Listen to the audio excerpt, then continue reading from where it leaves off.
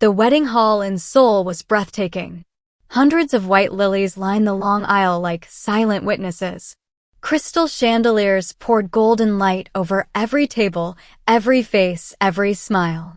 The string quartet played something soft and hopeful near the entrance. Outside, the evening city glittered through the tall glass windows like a postcard of a perfect life. Mia walked slowly down the white-carpeted aisle, and she looked like a dream. Her gown was delicate ivory silk that swept the floor with every step. Her dark natural hair was pinned up with tiny pearls woven through each twist. Her skin glowed warm under the chandelier light, deep brown and beautiful. People pressed their hands to their hearts when they saw her. Cameras clicked. Old women dabbed their eyes. But inside Mia's chest, something was very wrong. Her heart did not flutter. Her hands did not tremble with excitement. Instead, there was a weight, heavy and cold, like a stone she had swallowed at the beginning of this aisle and was now trying not to choke on. Each step toward the altar felt less like walking toward her future and more like walking into a very beautiful cage. She kept her smile wide. She kept her chin up. She told herself what she had been telling herself for 6 months. Love will come later. Stability first. That is the wise thing. Daniel Park waited for her at the front. He was handsome in his tailored black suit, Korean American, charming in the way that people who have always had money can afford to be. He had a warm grin and steady eyes and a family with enough wealth to make Mia's most desperate problems disappear. After her mother passed away, leaving behind hospital bills that swallowed everything, Daniel had appeared like an answer to a prayer she had been too afraid to say out loud. He had taken her hands one evening and said simply, "Let me take care of you, Mia. Marry me." She had said yes. She had told herself it was the smart choice. Practical. Adult. She had told herself that thousands of marriages began with less and still grew into something beautiful. She had stood in front of her bathroom mirror many times and repeated it like a promise. Love will grow.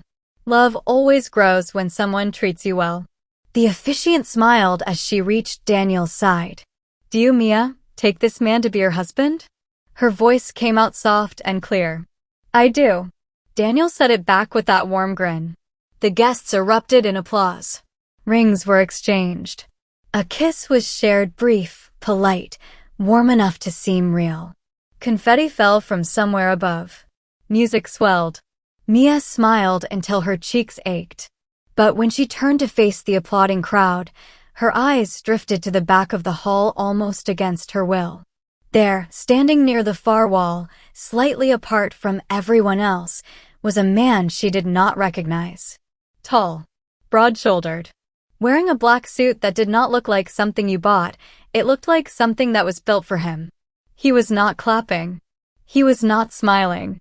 He stood completely still with his arms at his sides, and he was staring directly at her.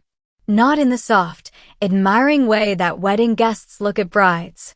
His gaze was different. Deeper. Darker. Like he was reading something written on her face that she herself had never noticed. Mia felt a sharp heat rise to her cheeks. She turned away immediately, her pulse suddenly louder in her ears. When she looked back a moment later, the man had shifted position. He was speaking quietly to someone near the side door, but his eyes found hers across the room as if pulled by something invisible. She caught a glimpse of ink at his collar. A tattoo. The tail of something. A dragon, maybe. She did not know why that detail lodged itself so clearly in her mind. She would think about it later, in the dark, when she was alone with the truth of what that night became. The reception was everything a wedding reception should be. Round tables draped in white linen. Mountains of beautiful Korean food, japchae and galbi, and towering seafood platters and rice cakes in every color. The DJ played a careful mix of songs that kept both the Korean and American sides of the guest list happy. People danced. People ate. People said warm things to Mia's face and meant most of them. Daniel held her hand and laughed with his family and looked every bit the proud new husband. But he kept checking his phone. Not once. Not twice. Every 15 minutes, with his body slightly turned away from her, thumb scrolling fast through something he did not want her to see. When she asked once, gently, he kissed her cheek and said, "Business. You know how it is, baby. Family stuff. Nothing tonight, can't wait." She nodded. She smiled. She drank a glass of champagne and then another. The evening stretched on. 2 hours became 3. Mia's feet ached inside her heels. Her smile had become something she wore like a mask, perfectly shaped, completely automatic. The champagne had given her a pleasant, floating feeling, like the world was a little softer around the edges. She needed air. She needed silence. Just 5 minutes of not performing happiness for other people. A hotel employee approached her with a small bow. "Your honeymoon suite is prepared, ma'am. Room 1205. Whenever you are ready." He pressed the key card into her hand with both of his, like it was something delicate. She thanked him and slipped away from the reception quietly, the way you leave a party you are not sure you were ever really part of. The elevator was slow. The hallway was long. The key card blinked green. Mia pushed the door open. The city storm that had been threatening all evening finally broke. Rain hammered the tall windows of the honeymoon suite in sheets. Lightning split the Seoul skyline in sharp white flashes. The suite itself was beautiful, wide bed dressed in white, soft lighting, fresh roses on every surface, a champagne bottle breathing quietly in its silver bucket. The air smelled expensive and clean. Mia stepped inside and let the door click shut behind her. Her head was soft from the champagne. Her body was heavy from hours of smiling. The dark room felt cool and quiet, a relief after the noise and heat of the reception hall. She reached up to pull the pins from her hair, letting it fall loose around her shoulders, and exhaled a long breath she felt like she had been holding all day. Then she noticed him. A tall figure stood near the window, his back to her, looking out at the storm. His shirt was partially open, white against the darkness. He was the same height as Daniel, the same build. In the soft blur of the suite's lighting, with the champagne still humming gently through her blood, Mia's tired mind assembled the image quickly, naturally. Her husband. Who else could it be? "Daniel," she whispered. He turned slowly. For one sharp second, lightning lit the room entirely white, and Mia saw his face clearly, strong jaw, high cheekbones, dark intense eyes that held no softness and all depth, like looking down into still water and not being able to see the bottom. He was not Daniel. Every cell in her body registered it at the same moment. But before that knowledge could rise into a full thought, he stepped toward her. He moved the way that certain men move, deliberately, quietly, like the world rearranges itself slightly to make room for them. When he reached her, his hands came up gently to her arms, steadying her, and the warmth of his skin against hers sent a current through her that the champagne alone could never have produced. He looked at her the way no one had looked at her in a very long time. Like she was the only thing in the room. Like she was the only thing in Seoul. He kissed her. Not tentatively. Not politely. He kissed her the way people kiss when they have run out of time for pretending, deep and searching and completely present. Mia's hands went to his chest, intending to push back, to ask, to stop this, to say something. Instead, her fingers found the raised edges of a tattoo beneath his shirt, a dragon curling across his skin, and something in her simply went quiet. The storm grew louder outside. Thunder rolled through the city like a warning no one was listening to. She kissed him back. She would spend weeks afterward trying to explain this to herself and never quite managing it. The champagne, yes. The exhaustion, yes. The loneliness of a wedding day that had felt like signing a contract rather than opening a door. The devastating, startling sensation of being wanted in a way that felt urgent and real, not convenient and comfortable. All of it together made a door she did not have the strength to close. They moved to the wide white bed. His touch was both careful and passionate, every movement deliberate, like he knew exactly how to reach the parts of her that had been sleeping. She wept a little, the tears spilling quiet and warm, and she did not know if it was joy or grief or both. He whispered in Korean near her ear, low words she could not translate, but they sounded like promises made in the dark to someone you had been looking for a long time. She fell asleep with her cheek against his chest, listening to his heartbeat slow and steady beneath her, while the rain sang outside. She did not know his name. She did not know his face in daylight. But she knew, in the wordless way the body sometimes knows things before the mind catches up, that what had just happened was not nothing. It was not a mistake wrapped in soft light. It was a before and after. The kind of night that divides a person's life into two different women. Morning came gray and quiet. The storm was gone. The city outside the suite windows looked washed clean, everything gleaming in pale early light. Mia opened her eyes slowly, and for one warm, unguarded second, she reached across the sheets with a small smile. Her hand touched cold linen. She sat up fast. The bed beside her was empty. The indent in the pillow was the only evidence that anyone had been there at all. His clothes were gone. The room was perfectly still, not even disturbed air, as if the man had unmade himself while she slept. On the pillow, one black rose. Dark petals. Perfectly formed. Not from the hotel. The hotel's roses were all white and pink. This was something chosen. Something deliberate. Beside it, a small folded note with Korean characters written in clean, elegant strokes.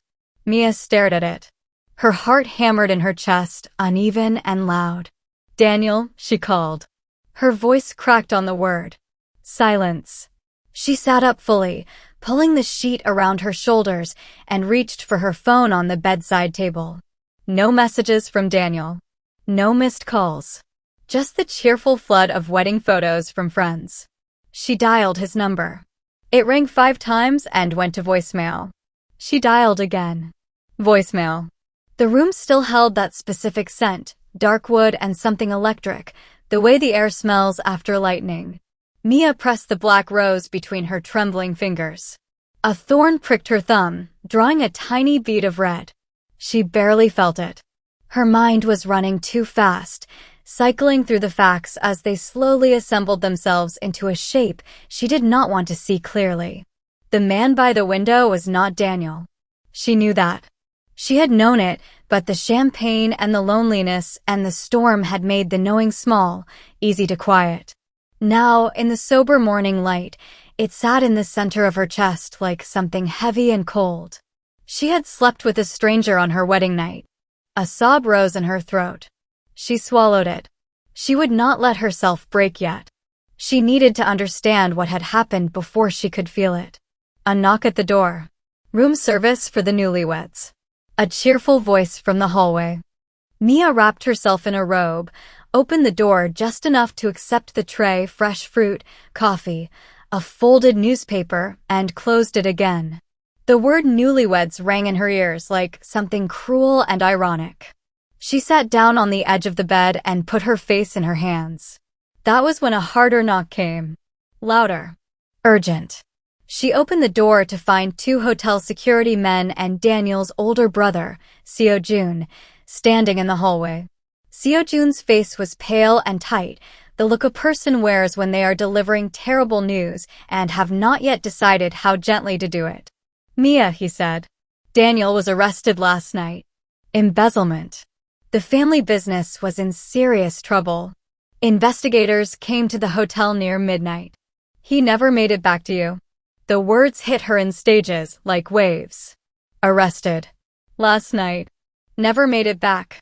She gripped the door frame. All of it unwound at once. The phone checking at the reception, the quick kiss on her cheek, the promise to return in just a few minutes, the silent suite when she arrived. Daniel had not been delayed by family business. He had been taken away in handcuffs while she was sleeping in the arms of a man she could not name. One of the security men stepped past her gently. He moved through the suite quickly, professionally. Then he stopped at the bed. He picked up the black rose by its stem, held it carefully, and his expression shifted slightly, not dramatic, just a small tightening around his eyes. "This did not come from the hotel," he said quietly. He held it out to show Seo-jun. Seo-jun looked at the rose and then at Mia. Something moved across his face, recognition, or something close to it. "We think someone swapped the key cards on this floor last night," he said, his voice very controlled. "On purpose." The room tilted. Mia pressed one hand against the wall. In her other hand, she was still holding the folded note with the Korean letters she could not read. Beautiful, elegant letters that felt increasingly like the beginning of something enormous. They took her downstairs to a quiet office behind the hotel lobby. Daniel's family was already gathered around a low table spread with documents, bank notices, legal letters, papers full of numbers that Mia could not follow. His mother sat rigid in a chair and did not look at Mia when she entered. His cousins spoke in fast Korean. Everyone seemed to already understand a story that Mia had only just learned she was part of. She sat down in the chair they offered her and stared at the table. Daniel had used her name on certain financial documents without telling her.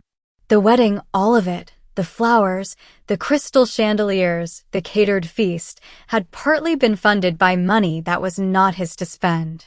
He had married her, it seemed, not only because she was someone he cared for, but because a married man with a respectable life looks less suspicious on paper. She had been, in some way she still could not fully measure, a prop. The tears she had been holding since morning finally started. Not loud tears. Quiet ones. The kind that fall before you realize they have started. And then the office door opened. Everyone in the room went still. He walked in like a man who has never once in his life wondered whether he had the right to enter a room. Black suit. Measured steps. Dark, intense eyes that swept the space once before settling on her. The same eyes from last night in the lightning. The same dragon tattoo curling above his collar. In the full light of morning, he was even more striking than she had processed in the dark suite, and even more clearly, undeniably, not Daniel. Seo-jun rose from his chair fast. "Kang Ji-hoon," he said carefully, the name measured like he was placing something fragile on a high shelf. "What are you doing here?" "My name is Kang Ji-hoon," the man said to the room at large in clear English touched with a low Korean cadence. "I am here because the matter of Daniel Park's debts concerns my interests. And because I believe I owe Mrs. Park an explanation." His eyes moved to Mia. She stood up slowly. Shame and shock and something she could not name at all, warmth, maybe, or fury, or both rose in her chest at the same time. "You were in my room last night," she said. It came out quieter than she intended. Ji-hoon did not look away. He did not offer an apology on his face, but there was something in his expression, careful, almost pained, that told her the night had not been trivial to him either. "Yes," he said simply. The key card was swapped. "Yes." She took one step toward him, the robe still around her shoulders, the folded note still in her hand. "By you. By me." The room erupted in voices. Seo-jun was furious. Daniel's cousins shouted. Ji-hoon stood in the center of it with complete stillness and waited for the noise to drop. When it did, he reached into his jacket and placed a small black folder on the table. He opened it. One document. Simple language. "I have watched Mia for 8 months," he said, quietly enough that the room had to settle to hear him. "I was present at the charity gala for the Gwangmyeong Children's Foundation last spring. She spent 4 hours organizing volunteers when everyone else was at the dinner tables. She gave her own honorarium to the cause without announcing it to anyone. I saw her strength. I also saw what Daniel Park was." He paused. "I could not allow her to walk into the ruin he had prepared." Mia stared at him. "You do not get to make that choice for me," she said. The words were clearer now. Steadier. "No," Ji-hoon agreed. "I do not. I made it anyway. That was wrong. I am asking you now to let me make it right." His eyes held hers, and whatever the thing was that had moved between them last night in the dark, connection or recognition, or something older and less nameable, it was still there in the daylight. Not smaller. If anything, clearer. "Those who know my family call me by another name," he said. the black dragon heir. I will not pretend that world is safe. But nothing in your life right now is safe, Mia. Daniel's debts have names attached to them. Dangerous names. Those people will look for anything they can use as pressure. Right now, you are the easiest thing they can reach. He tapped the document. Sign a 30-day protection agreement. I will clear the legal mess around your name from Daniel's documents. I will keep you safe. And in those 30 days, I ask only one thing. What? She asked. Time. Time to show you who I actually am. Not the rumors. The man. The room was very quiet. Mia looked at the document on the table. One page. Clean lines. Her name typed at the bottom beside a short blank. She did not pick up the pen yet. She stood with her hands at her sides and let herself think, really think, without the noise of everyone else's panic filling the space, for the first time since the hotel security men had knocked on her door that morning. What were her actual choices here? She could go with Daniel's family. Stay inside the legal mess his arrest had created around her name, fight it slowly through channels she did not understand with money she did not have, and wait to see which of his creditors came looking for something to collect. She could go back to her own small apartment, the one she had given up when she agreed to move into the marital home, and start over completely alone. Or she could sign this paper, put herself under the protection of a man she did not know, in a world she had not asked to enter. None of those options were good. She understood that clearly. She was choosing between 3 different kinds of uncertain, and the only question was which uncertainty she could move through. She thought about the way Ji-hoon had kissed her in the dark. Not politely. Not carefully. Like she mattered. Like she was real. She thought about her mother. About thin hands and antiseptic air and the woman who had told her she was born brave. She picked up the pen. Her hand was steady. She wrote her name in full, Mia Charlotte Osei, in clean, clear letters, and set the pen down. The ink dried fast in the dry hotel air. It was done. Ji-hoon looked at her signature for a moment. Then he looked at her face. Something moved in his expression, respect, she thought, and something quieter underneath it that she could not yet name. He closed the folder. Thank you, he said simply. Then all the noise came back at once. Seo-jun stepped forward immediately.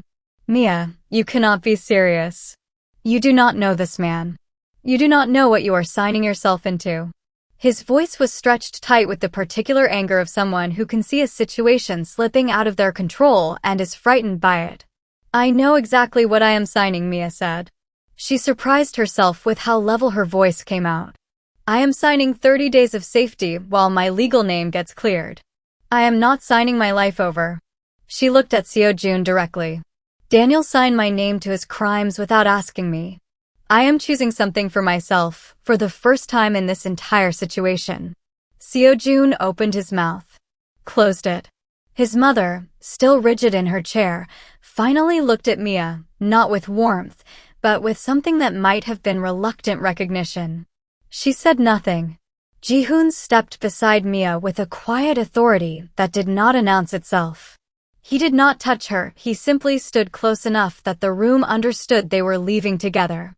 Mrs. Park's belongings from the honeymoon suite need to be collected, he said to Seo-jun. I will have my men retrieve them and bring them to her. The hotel bill is covered. The legal team will contact your family's lawyers by this evening regarding the documentation that carries her name. He paused. I suggest the Park family focus its energy on Daniel's situation. There is more than enough there to occupy everyone. It was not a threat. It was a fact, delivered with the calm of a man who has spent his whole life in rooms where facts and threats occupy the same sentence. Seo-jun said nothing more. Ji-hoon turned to Mia. Are you ready? She looked around the hotel office one last time. The spread of papers on the table. Daniel's mother in her rigid chair. The life she had almost settled for, laid out in legal notices and bank records. She thought about the ring she had taken off in the elevator that morning and left on the bathroom counter of the honeymoon suite. She had not gone back for it. She did not plan to. Yes, she said. I am ready. They walked out of the hotel through a side exit Ji-hoon's men had already cleared, not hurrying, but moving with the purposeful ease of people who know where they are going and have decided to get there. A black car was waiting at the curb. One of his men held the door. Ji-hoon waited for her to get in first. The door closed. The city swallowed them. Mia sat in the back seat with her hands in her lap and watched Seoul move past the window. The morning rush was building, buses crowded at stops, delivery scooters threading between taxis, office workers walking fast in the particular collective rhythm of people who have somewhere to be. The city looked completely ordinary. Indifferent. Not a single person on that street knew that her entire life had rearranged itself in the last 12 hours. She pressed the back of her hand briefly to her mouth. She was not going to cry. She had already cried everything she had for now. "Where are we going?" she asked. "My home," Ji-hoon said. He was looking forward, not at her. His posture in the seat was easy, the relaxed alertness of a man who is always reading the room he is in, even when the room is a moving car on a normal Seoul street. "It is outside the city. Proper space. Secure. My staff will prepare a room for you." He turned then to look at her. "I want to be clear about something before we arrive." "Say it." "You are a guest. Not a prisoner. Not a ward. A guest." He held her gaze. "You will have your own room with a lock that only you control. You will eat when you want to eat. You will tell my staff if you need anything and they will get it. If at any point the 30 days feel like something other than what you signed up for, you tell me and we discuss it." He paused. "I did not bring you into this to replace one cage with another." Mia studied him. In the daylight, in the ordinary light of a Seoul morning, he was exactly as striking as he had been in every other light she had seen him in, only now she could see the tiredness around his eyes too, the faint lines that came from a life spent being constantly, relentlessly alert. He looked like a man who had not truly rested in a very long time. "All right," she said. "All right," he repeated. A small nod, as if something had been confirmed. They drove for 40 minutes, leaving the city's dense center and moving into quieter roads that climbed gently through wooded hills north of the Han. The traffic thinned. The buildings grew farther apart and then gave way entirely to trees, old trees, pine and oak, the kind that have been standing long enough to ignore everything happening beneath them. Mia watched them pass and felt something in her chest begin, very slowly, to unclench. The car turned onto a private road marked by a simple stone gate. No name on it. No sign. Just the gate and the trees and a long driveway that curved out of sight between stone walls covered in deep green moss. The car moved through a second gate that opened automatically. She caught a glimpse of a camera in a high corner, the blink of a sensor, and then the driveway opened into a wide courtyard. Mia leaned slightly forward to see through the windshield. The house was not what she had expected. She had built a picture in her mind, something cold and modern, glass and steel, the kind of architecture that says money loudly. This was different. The main structure was traditional Korean in its bones, low-sloping rooflines in dark tile, wide wooden eaves, walls of pale stone and warm timber. It spread across the hillside in connected wings, each one slightly staggered, as if the house had grown slowly over time rather than been constructed all at once. Ancient pines stood in the courtyard like quiet sentinels. A small stone path wound through a garden where late autumn chrysanthemums bloomed in pale yellow and white. Water moved somewhere, a small stream or a garden channel she could not see from the car. It looked, more than anything else, like a place where someone had actually lived. Where generations of people had eaten meals and argued and been silent together and grown old. She had not expected that. The car stopped. Ji-hoon's men were out first, scanning the courtyard with the automatic efficiency she was beginning to understand was simply the texture of his world, constant, calm, unhurried vigilance. Then Ji-hoon stepped out and held the door for her. Mia stood in the courtyard and looked up at the house properly. The air was different here than in the city. Cooler. Cleaner. It carried the specific smell of pine resin and damp stone and something faintly sweet she could not identify, some flowering thing holding on past the season. She breathed it in. Her whole chest felt like it expanded slightly, as if it had been compressed all morning and was only now remembering how to open. A woman appeared at the main entrance, small, neat, somewhere in her 60s, wearing simple house clothes and a calm expression that suggested she had seen many unusual mornings and was not troubled by this one. She bowed to Ji-hoon, and then, notably, to Mia. "This is Auntie Bae," Ji-hoon said. "She has managed this household for 20 years. She speaks some English. Whatever you need, she will help you." Auntie Bae looked at Mia with eyes that were thoroughly assessing and not unkind. She said something short in Korean that Mia did not understand. "She says you look tired and should eat before anything else," Ji-hoon translated. Despite everything, despite the hollow morning and the empty ring finger and the signed paper and the life that had crumbled and the new one she did not yet know how to inhabit, Mia felt the corner of her mouth lift slightly. "She is not wrong," she said. Auntie Bae turned and led them inside. The interior of the house carried the same quality as the outside, warmth earned through time rather than installed through money. The main hall had high ceilings with exposed wooden beams, dark with age. The floor was polished wood overlaying the traditional Ondal heating system. She could feel a faint, deep warmth rising from it through her shoes. The walls held a mix of old calligraphy scrolls and a few modern paintings, placed with the ease of a space where things are chosen because they are loved rather than because they impress. There were books everywhere on shelves that lined the hall, stacked beside a low reading chair near the window, piled on a side table as if someone had been working through them in some particular order. A ceramic vase on the entrance table held a single branch of dark berries. The windows looked out over the garden and, beyond it, the wooded hillside rising toward the sky. Mia walked slowly, taking it in. She had imagined something impersonal. A safe house dressed up in luxury. What she found instead felt like a home. Not hers, she understood that very clearly, but a home that belonged to someone, that had been lived in and cared for. That distinction mattered to her in a way she could not quite articulate yet. Auntie Bae led her down a corridor to the east wing and opened a door. The room inside was simple and beautiful, a low bed dressed in white linen, a writing desk by the window, a wardrobe of pale wood, a door to a private bathroom with clean stone tiles. The window faced the garden and the chrysanthemums she had seen from the courtyard. Afternoon light, when it came, would fall directly across the desk. "This room is yours," Ji-hoon said from the doorway. He did not step inside, he waited at the threshold, which she noticed. "The lock is here." He pointed to a simple deadbolt on the inside of the door. "The key is on the desk. There is no copy. I do not have one." Mia walked to the desk and picked up the small key. It was old brass, worn smooth by previous hands. She turned it over once and set it down. "Thank you," she said quietly. "Auntie Bae will bring food in 30 minutes if you want to rest first. Or now, if you are hungry." He paused. "There is no schedule here. Nothing you are required to do. Just be here.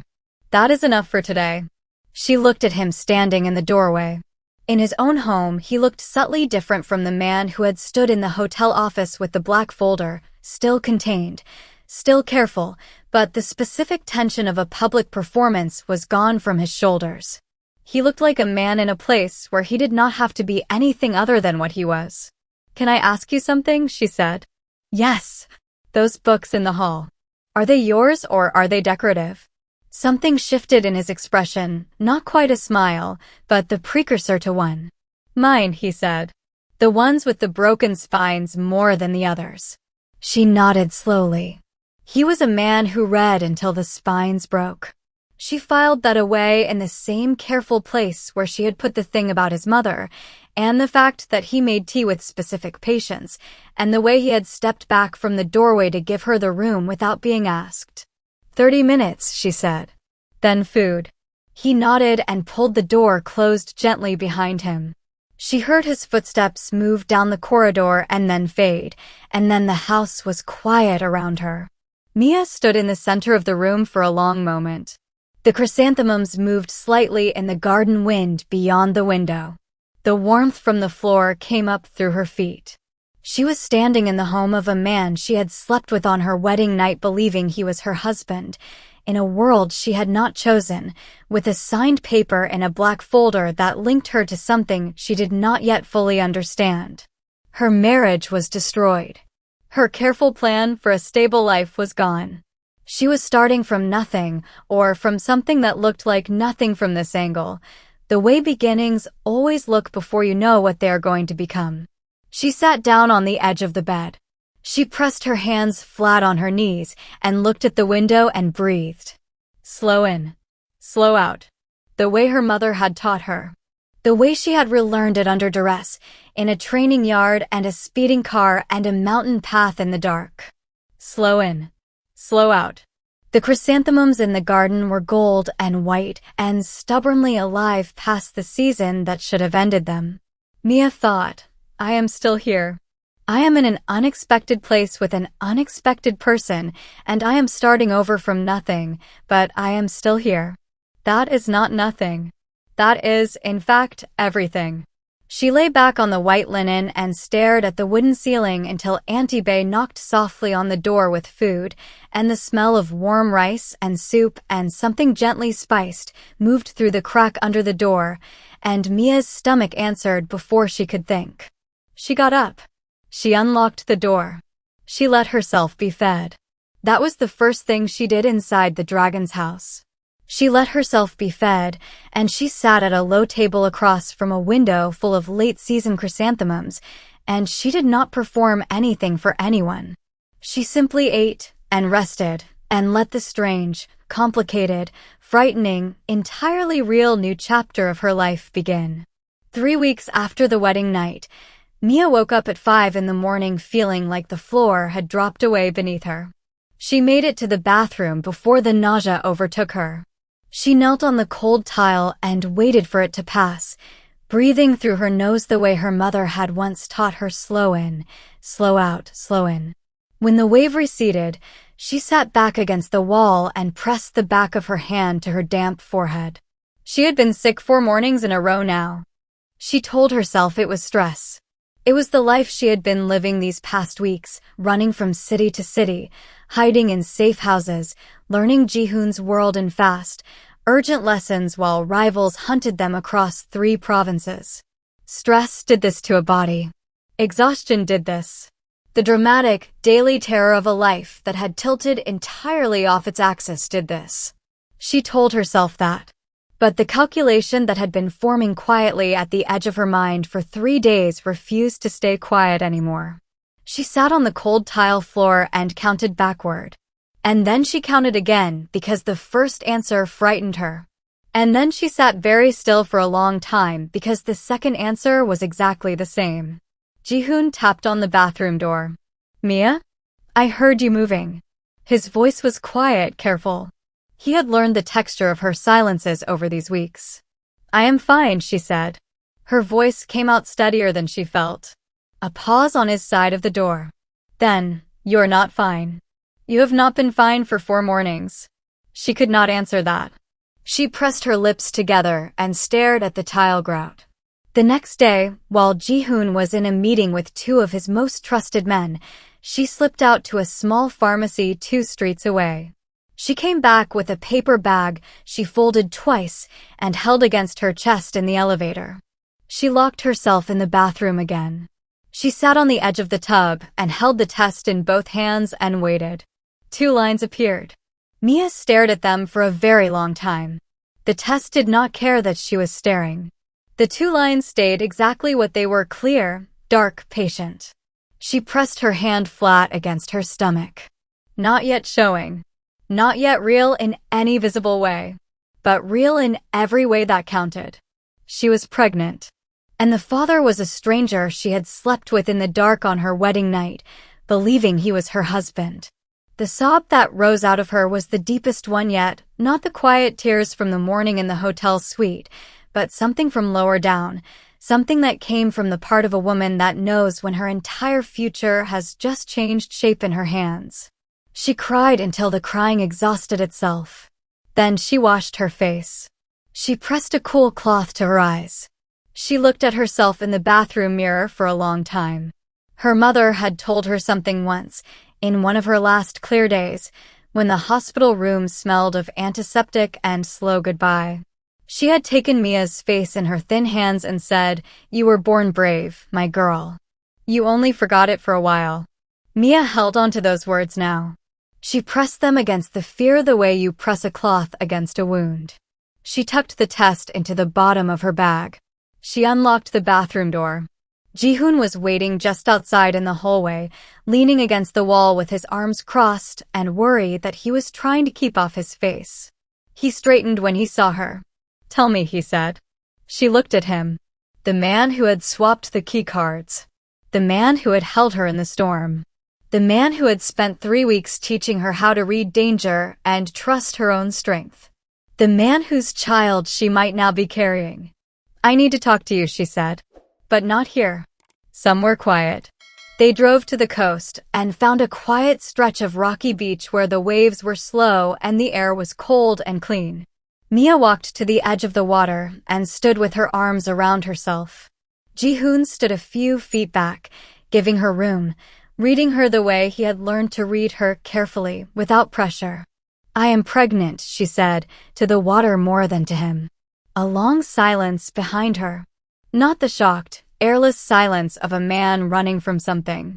A different kind of silence, the kind that comes before a person decides to step fully into something instead of away from it. "How far?" he asked. "Weeks. Just weeks." She turned to look at him. His face was not what she expected. Not panic. Not calculation. Something rawer, a man who has just received the most important news of his life and is trying very hard to hold it in the right way. "The night in the suite," he said. Not a question. "It is the only possibility," she said.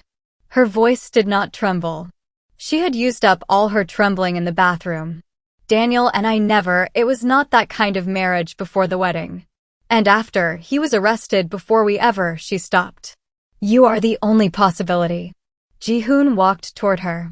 He stopped a few steps away and looked at her with eyes full of something she was not ready to name, responsibility, grief for the shock he had put her in, and underneath both of those, something fierce and protective and entirely certain. "Then the child is mine," he said. "And I will not walk away from either of you." The wave of emotion that hit Mia at those words surprised her with its force. She had been bracing for something worse, denial, bargaining, the complicated diplomatic exit of a powerful man protecting his interests. She had not braced for simplicity. For clarity. For a man stepping forward when every door of his world would tell him stepping sideways was easier. "This does not change everything between us," she said carefully. "I have not made any permanent decision. I told you that. 30 days. "I know," he said. "I am not asking you to make a decision. I am making one of my own. This is my responsibility. I made the choice that led to this night. I will not make you carry it alone." Mia looked out at the sea. The waves came in and went out, patient and indifferent and steady. She pressed her hand to her stomach again, just lightly. A new life. Growing inside her without asking her permission, without knowing what it was moving toward. "I am scared," she admitted. "I know," he said again. "I do not know how to do this. Any of this." "Neither do I," he said quietly, and the honesty of it, from a man who presented certainty to the world the way other people present their face, made her exhale the breath she had been holding since the bathroom tile. "But I know I will learn. For both of you." Ji-hoon gave her the rest of that day at the coast before the world pulled them back into motion. They walked along the rocky shoreline for a while, not talking much, just existing beside each other in the strange new space that the pregnancy revelation had opened up between them. The sea was flat and gray and enormous. Mia kept her arms folded across her chest and felt the wind move through her hair and thought about how many enormous things a person could be asked to hold at once before they simply put something down. She decided she would not put anything down. Not yet. Tell me something about your mother, she said eventually. Ji-hoon looked sideways at her. The question had clearly surprised him.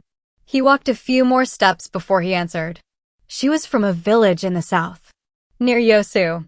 Her family had nothing to do with the syndicate. She married into it when she was 22. He paused. She used to say that the sea does not move the rocks by hitting them harder. It moves them by coming back every day. Mia turned that over in her mind. She sounds like someone who had to figure out how to survive a world she did not choose. Yes, he said simply. Then, quieter, she would have respected you. That sentence did something to Mia's chest that she did not have words for yet. She tucked it away carefully, like a letter you intend to read again when you are somewhere safe. That evening, back at the safe house, Ji-hoon began her formal education in earnest. He cleared the kitchen table and spread out a simple map of the syndicate's current structure, not the full thing, but enough for her to understand the landscape. He spoke in measured, plain language, the way a patient teacher speaks, not the way a man with secrets speaks.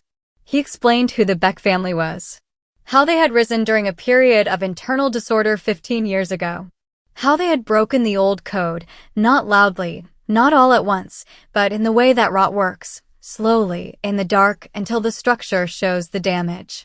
The old code was never glamorous, Ji-hoon said, tracing a line on the map with one finger. My grandfather's generation used it to protect communities that the government had abandoned after the war. Merchants, farmers, people who needed a network when the law was not functional. Over time, that protection became profitable. Over time, profitable became corrupt, for some of them. The Beck family represents that corruption fully now. They traffic. They coerce. They trade human vulnerability the way other people trade commodities. Mia looked at the map. And the Black Dragon? We were cleaner. We are still, in large part. But the Beck family has spent 15 years trying to pull us in their direction. Slowly. Introducing compromises. Pressuring weak points. He sat back. I have been trying to move the family toward entirely legitimate operations for 3 years. That is why they want me removed. And the summit is your chance to make that argument to the people who still have a vote, Mia said. He looked at her. Yes, which is why they are trying to discredit me before I can get there. Every move they have made, the shooting near the hotel, the men at the safe house, the message at the temple gate, none of it was about capturing you. It was about making me look like a man who cannot protect his own. In the old code, a leader who cannot protect what is his is not a leader. Mia heard what he was not quite saying. I am a liability. You were supposed to be, he said. That was their calculation. A foreign woman, no syndicate training, unknown loyalties. A pressure point. He met her eyes directly. But every time they have come, you have moved. You have stayed calm. You have used what I taught you. They did not expect that. It changes the calculation. She felt the spark in her chest again, that quiet fire that had been growing steadily since she stopped believing safety was the same as survival. Then let us change it more, she said. Teach me tonight. Everything that is appropriate for me to know before the summit. And so they worked until past midnight. Ji-hoon taught her the etiquette of the table, how to read the hierarchy in a room of the old families by where people sat and whether they poured their own tea or waited to be served. He taught her simple phrases in Korean that she practiced until the pronunciation was close enough to be understood. Loyalty over fear, strength in partnership. The future belongs to the honorable. He explained that the summit operated on old codes of speech, that the most powerful thing she could do was not argue loudly, but speak simply and let the truth of it land without decoration. These men respect economy, he told her. If you use 10 words when 3 would do, they will not trust you. Say only what is real. Mia nodded. She wrote nothing down. She pressed the lessons into the same place in her mind where she had pressed her mother's voice. By the time they finished, the safe house was quiet. Ji-hoon's men were posted at the perimeter. The city sounds had faded to a low distant hum. Mia sat across from Jihoon at the cleared kitchen table with a cup of cold tea between her hands and looked at this man, the wrong man from the wrong room on the worst night of her life, and felt the complicated, improbable, entirely real truth of what she was beginning to feel for him. "Can I ask you something honest?" she said. "You can always ask me anything honest," he said. "When you swapped the keys. When you came to my room that night." She paused, choosing carefully. "Did you know what would happen? Did you plan?" "No," he said immediately. "I planned to be in the room. I planned to speak with you. To warn you about Daniel. To make sure you understood what you were walking into." He was quiet for a moment. What happened between us was not planned. It happened because he stopped. Started again. Because you looked at me like you recognized me. In the dark, in the storm. You looked at me like some part of you already knew. Mia held his gaze. "I thought you were my husband." "I know," he said softly. "And I should have said something immediately. I did not. That was my failure." "But Mia," his voice dropped lower. "I also was not ready for you to look away." The honesty of it sat between them like the cold tea, not comfortable, not easy, but completely real. She reached across the table and covered his hand with hers. "Just briefly. Just enough."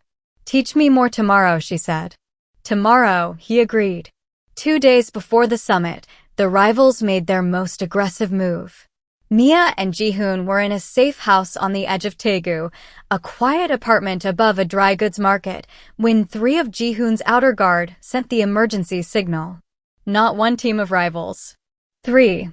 All moving simultaneously toward the building from different directions, a coordinated approach that told Jihoon these were not opportunistic hunters. These were professionals who had been given a specific order: finish this before the summit.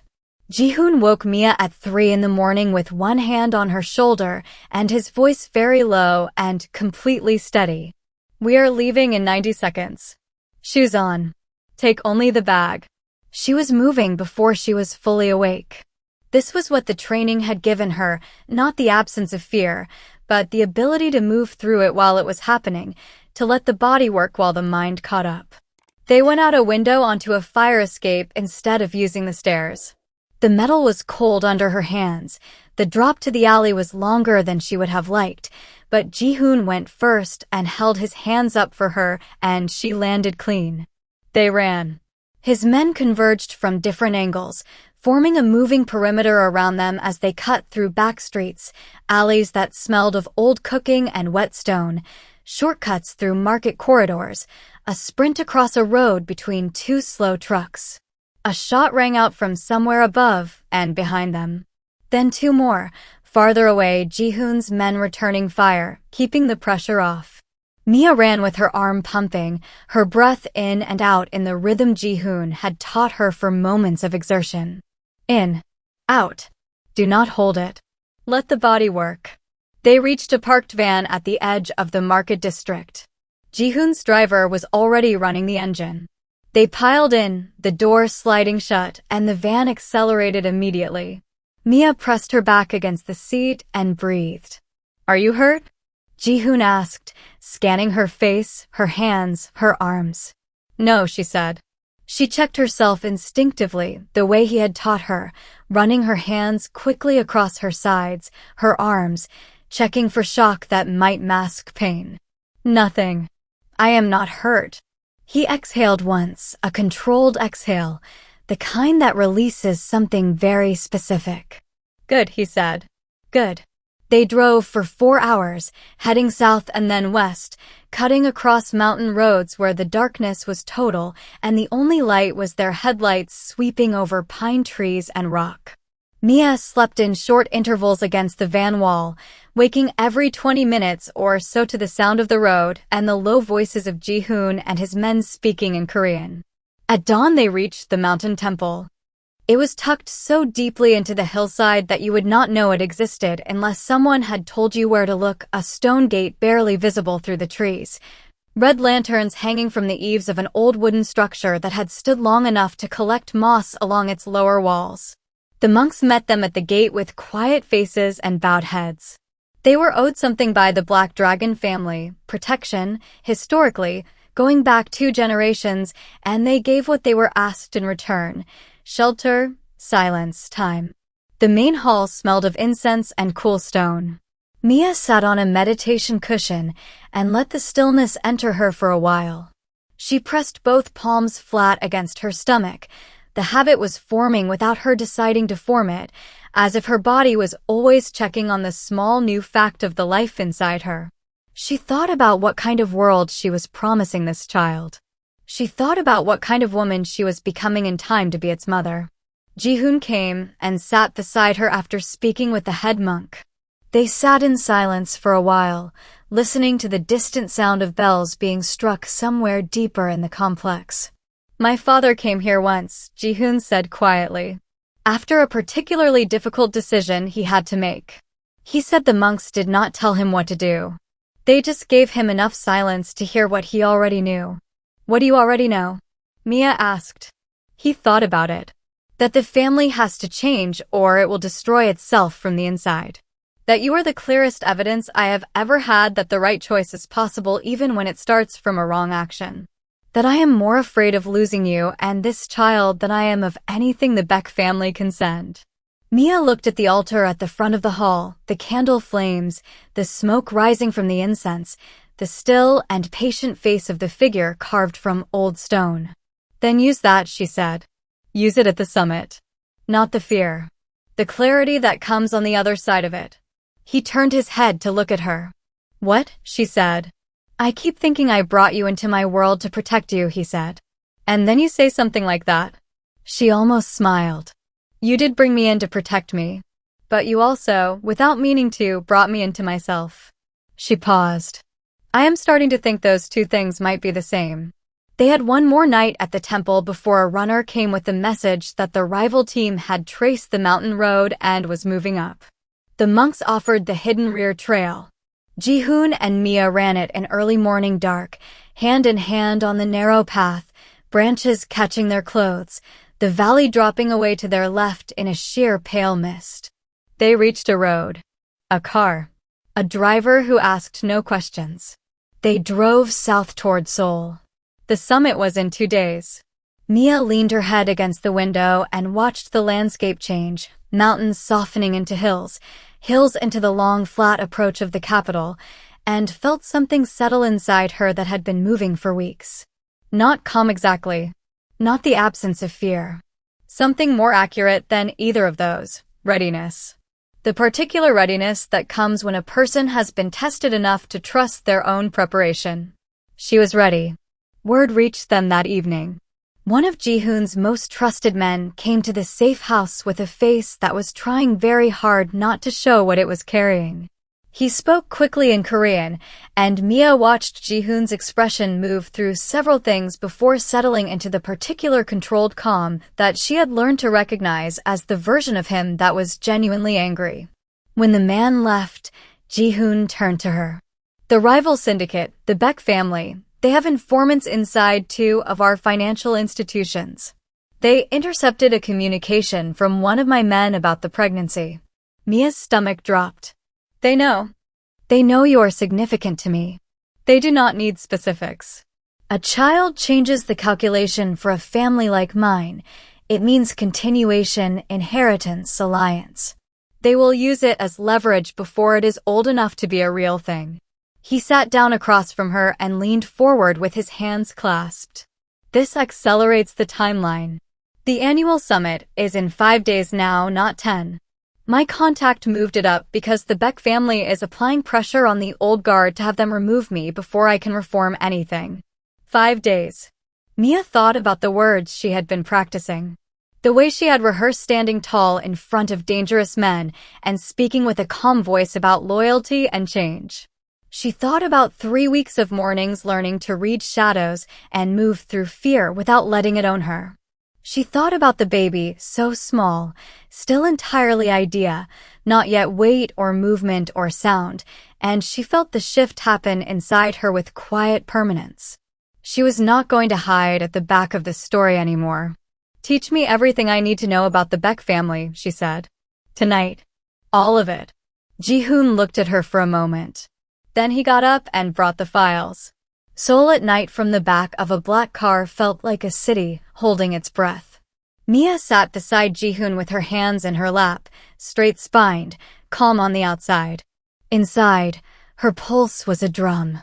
The grand hall where the summit was being held was hidden inside an older building near Bukshan, a quiet street, old walls, the kind of place that looked like history and functioned like a secret.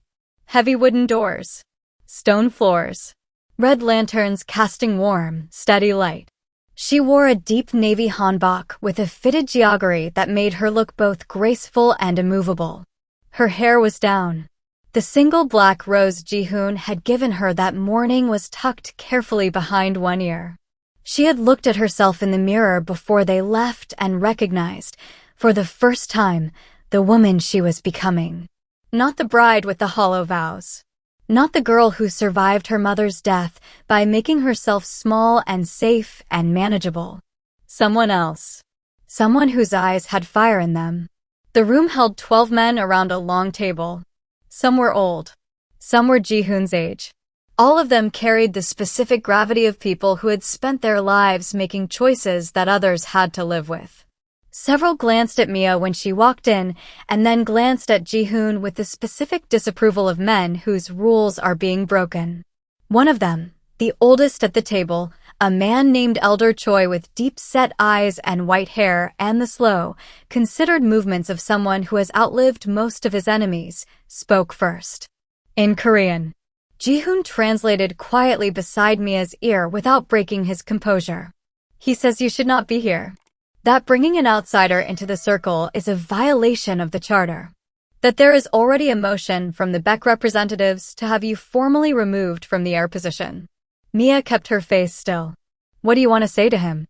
I want to say what I believe, Ji-hoon said. But first, I want to give you the floor if you are willing to take it. She turned to look at him. He was not pushing her. He was offering the way he had offered since the beginning, extending a door and stepping back to let her choose whether to walk through it. She stood up. The room shifted its attention to her. She felt the weight of it, 12 gazes of men who were accustomed to being the only weight in the room, and she did not flinch. She spoke in English, clearly and slowly. I know I do not belong here by your old rules. I know I am a foreigner and a woman, and most of you think that makes me a vulnerability. She let that word sit in the air for a moment. I was treated like a vulnerability before I came into this world. My former husband used my name on his crimes. The men chasing Ji-hoon have tried to use me as a pressure point 3 times in the past month. Every person in this room who follows the old ways of trading human beings for leverage is teaching the next generation that people are tools. That families are transactions. That loyalty is just another name for fear. Not one person moved. I did not choose to enter this world. I was pulled in through a door I did not know I was opening, on the worst night of my life, by a man who saw something in me worth protecting. Her voice stayed level. What he saw was not weakness. What he saw was the kind of person who does not break when the breaking would be easier. I am standing here tonight because I chose to stand. Not because anyone placed me here. She paused. Let it settle. Ji-hoon wants to change this family from the inside. Move it toward clean work. Toward honor that does not need blood to prove itself. He wants to be a man his children can respect. She pressed one hand briefly against her stomach, a gesture she had not planned, that came entirely from instinct. I intend to help him be that man. Not as a hidden wife. As his equal. The silence afterward was the kind that means something has shifted. Elder Choi looked at her for a long time. Then he looked at Ji-hoon. In Korean, he said something quiet. Ji-hoon translated softly. He says, she speaks with the voice of a shadow pillar. He has not heard that voice at this table in 30 years. The vote, when it was finally taken, was 7-4 in Ji-hoon's favor, more than enough to hold his position, drive the Beck representatives from the syndicate's inner circle, and begin the formal process of restructuring the family's dealings toward legitimate enterprise. It would not happen overnight. It would take years and continued pressure and compromises that would cost both of them something. But the door was open. After it was done, Ji-hoon held both her hands in the empty hallway outside the hall, and she saw something in his face she had not seen before, a kind of peace, sitting underneath all the other things he carried. Like a man who has been fighting his way toward a direction for a long time and can finally see it from somewhere high enough. "You were extraordinary," he said. "I was terrified," she said honestly. "The two are not opposites," he told her. She laughed. A real laugh, the kind she had almost forgotten her body knew how to make. It surprised both of them. He caught it on his face, that laugh, like it was something he was going to keep. The vote was 7-4. Those numbers would mean very little to anyone outside the room, but inside it they meant everything. 7 families endorsing the new direction. For the Beck bloc and their 2 remaining allies, rejecting it. Under the old charter, 7 was enough. The Beck representatives stood to protest and were met with the particular silence of a room that has already decided. Ji-hoon handled the aftermath with a composure that Mia could see was costing him something, not fear, but the weight of knowing that the 4 families who had voted against him would not forgive it. They would move against him again. Differently, from new angles, with a patience that long-term enemies learn to cultivate. This was not the end of opposition. It was the end of one chapter and the beginning of a more complicated one. He knew it. He met it without flinching. In the hallway afterward, while his men spoke quietly with the neutral elders, Mia stood beside him and watched his face. She had learned to read it over these weeks, the specific geography of his expressions, the places where feeling lived and the places where strategy lived, and the narrow territory between them where a man becomes honest. He looked tired, not defeated. Tired the way you look when you have been carrying something heavy for a long time and have just set it down in a place that might hold it. "Elder Choi said something to you at the end," she said. "When everyone was leaving. The old man with the white hair. He touched your arm." Ji-hoon's expression softened slightly. "He said my father would have approved. That he had waited 30 years for someone to say what you said tonight." Mia took that in. Outside the building, through the thick walls, she could hear the faint sound of Seoul, traffic, voices, the hum of a city that did not know or care what had just been decided inside this old hall. Lives going on. The ordinary world, enormous and indifferent, just beyond the door. "What happens to the Beck family now?" she asked. "They lose their access to our network. Our ports, our financial channels, our protection." Ji-hoon's voice was measured. "That is significant damage to their operation. They will regroup. Find other routes. But it will be slower for them and more expensive, and they will be doing it without the legitimacy our family name gave them." He paused. "They will also hate us considerably more than they did before tonight." "I assumed that," Mia said. "I want you to have real security around you. Not just my men, your own. People you choose and trust yourself. A protocol that you control independently of me." He turned to look at her directly. "I do not want you ever to be dependent on my protection alone. That is not how I want to build this." It was one of the most important things he had said to her. More important, in its quiet way, than declarations. She heard what lived inside it, not possession, not control, but a man trying to construct something genuinely new from the rubble of an old and damaged template. "Then teach me how to build it," she said. "I will start tomorrow," he promised. They left the building together through the front entrance, which felt significant in a way neither of them named aloud. No side doors. No cover of darkness. Seoul's nighttime streets, lit in the particular amber and neon of a city that never fully sleeps, spreading out ahead of them wide and open. Mia looked up at the sky between the buildings. A few stars, faint above the light pollution.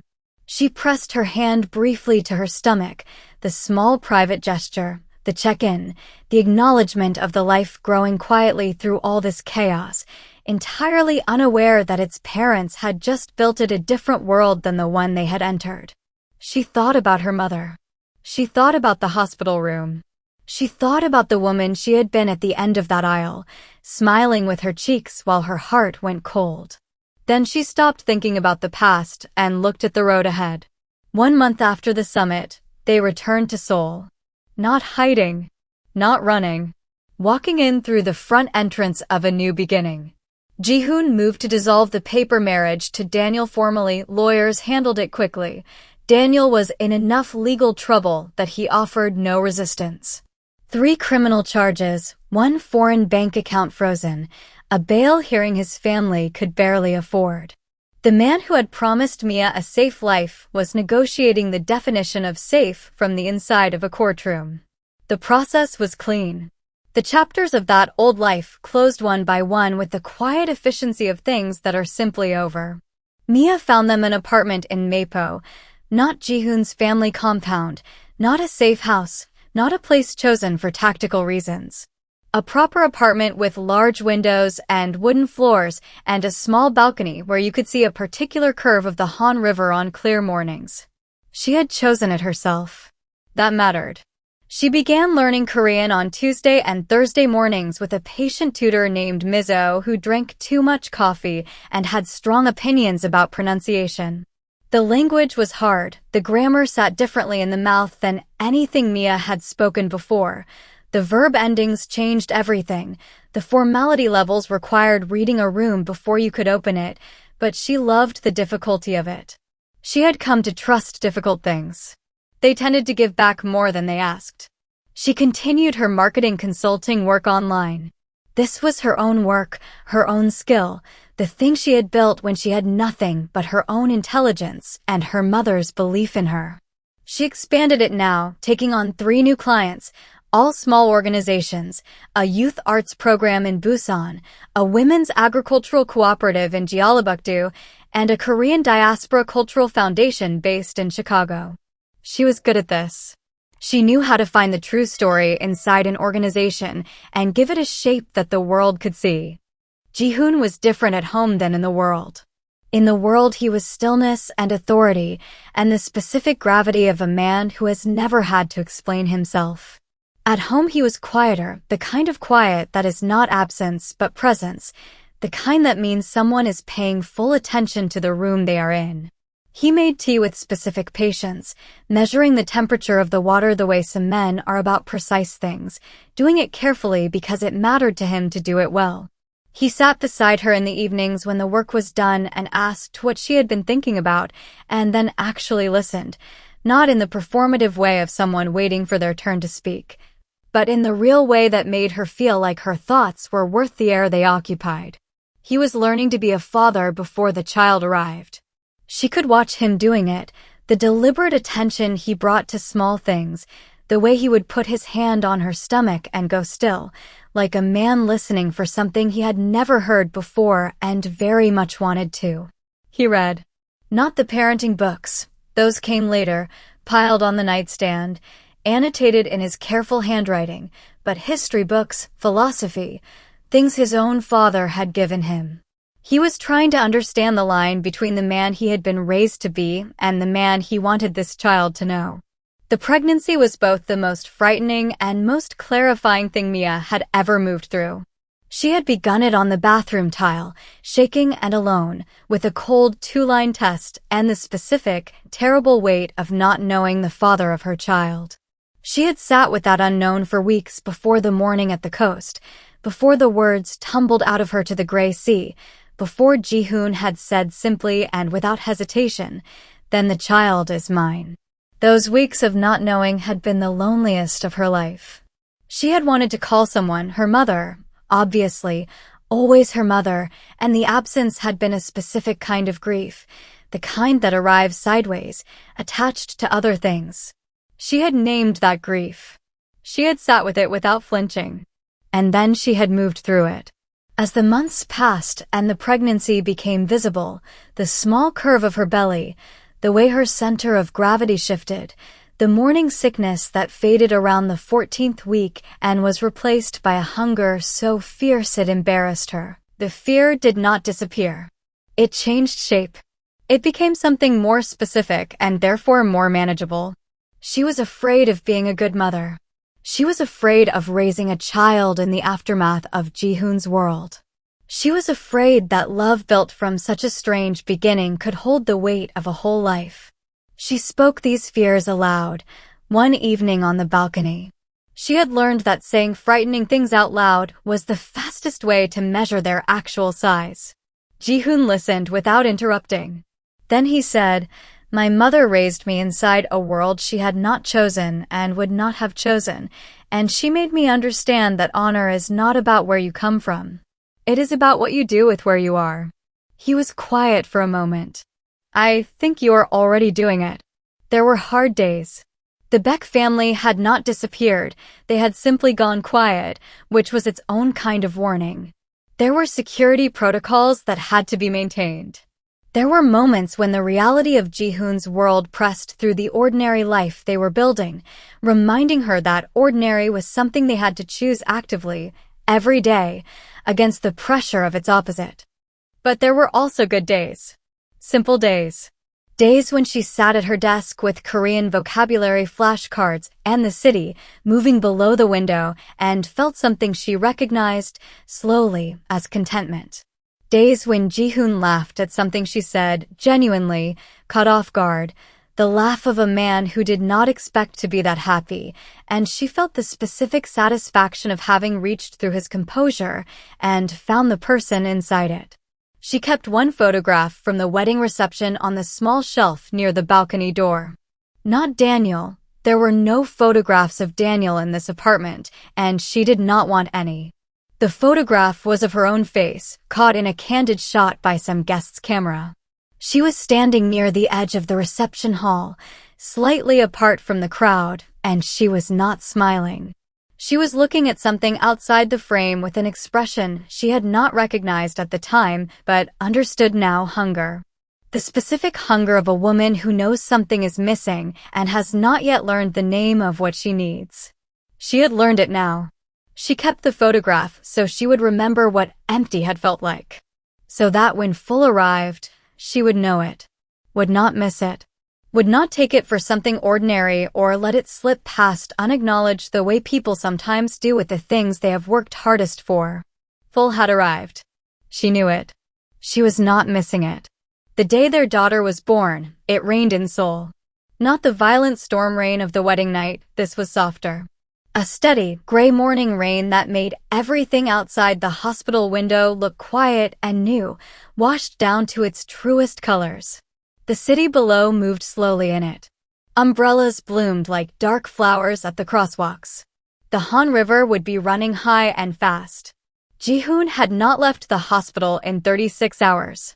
He had slept in the chair beside Mia's bed in hour intervals, one hand always resting near hers on the mattress.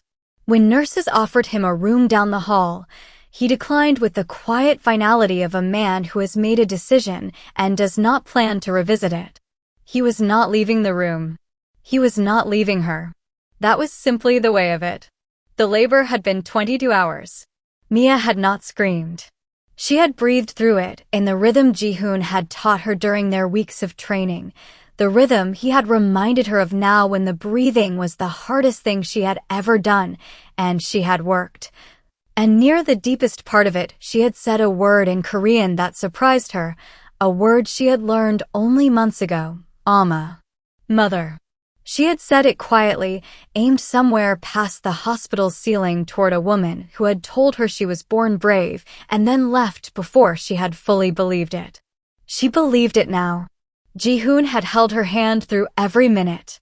His grip had not tightened or flinched. He had not looked away. When the doctors moved urgently at one point, speaking fast and overlapping, she had looked at him with the specific fear of someone who does not understand what is being said about her own body, and he had said, steady, certain, a hand on her face. It is normal. They are being efficient. You are doing exactly what you need to do. She had believed him. She did not know if it was entirely true, but she had believed him, and it had given her another hour. When the baby arrived, the sound she made was the most extraordinary thing Mia had ever heard. Small, furious, entirely convinced of her own importance from the very first second. Now, in the soft gray morning, Ji-hoon sat in the chair beside the bed holding the baby against his chest with the specific careful terror of a man who has just understood what it means to have something he cannot afford to lose. He held her the way you hold something that is both precious and entirely real, not breakable, but irreplaceable. Not delicate, but deserving of care so complete that carelessness would be a kind of violence. The baby slept with her fist pressed to her own cheek. Dark lashes against brown skin like her mother. Dark hair already forming small, determined curls. Her breath was steady and small and impossibly alive. She looks like you, Ji-hoon said, without looking up from the baby's face. She looks like herself, Mia said. Her voice was hoarse and she did not care at all. She is going to be someone entirely new. He looked up then. At Mia. The way he had looked at her across the wedding reception hall 11 months ago, intense, certain, like he could read something on her face that other people did not have the patience to look for. Only now there was nothing held in reserve. Nothing guarded or calculated or restrained. Just a man looking at a woman who had chosen, in the space of one extraordinary and impossible year, to become more than anyone, including herself, had known to ask. I want to say something to you, he said. Say it. He was quiet for a moment, choosing carefully. I began with the wrong choice. The key cards. The room. Taking a night that should have been yours to decide about freely. He did not look away. I have not asked you to forgive me for that specifically because I was not sure I deserved to ask. But I want to ask now. Ji-hoon. Let me finish. He shifted the baby gently, settling her more firmly against his chest. I am sorry. For the way it started. For the fear I caused. For the danger I brought to your door before you ever had the chance to choose it or refuse it. He paused. I am not sorry it brought me to you. I know that is a contradiction, and I will carry it always. But I wanted you to hear the apology clean, without the contradiction attached. Just the apology. Just, I am sorry, Mia. You deserved better than that beginning. Mia held his gaze for a long moment. All the versions of this year moved through her at once. The empty aisle, the wrong door, the cold sheets of the empty morning, the bathroom tile, the coast, the mountain temple, the summit hall, the months of building something real from something broken. All of it. The whole long, terrifying, transforming year of it. She reached out and took the baby from him gently, settling the small warm weight against her own chest. The baby stirred slightly, made a sound like a question, and then relaxed back into sleep. Mia pressed her lips to the tiny forehead. You know what I have learned this year, she said. The wrong door can lead to the right room. The wrong night can wake the right life. Nothing that matters begins perfectly. It begins honestly, or it does not begin at all. She looked down at her daughter. We began honestly, she said. Eventually. Ji-hoon placed his hand over hers where it rested on the baby's back. Eventually, he agreed. And then, softer. Thank you for not running. I tried to run, she said. The first morning. When I saw the empty pillow and the black rose. I wanted to run. She smiled slightly. I was too stubborn. You were too strong, he said. You have always been too strong. You had just forgotten it for a while. Outside, the rain fell soft and steady over the city. No lightning. No thunder. Just rain, the quiet, patient kind that does the real work, that fills rivers and makes green things grow in ground that has been waiting. Inside the room, the three of them held still while Seoul went on around them, a city full of 1,000 other stories, other wrong doors, other unlikely loves that began in the middle of a storm and had to be built piece by careful piece in the aftermath.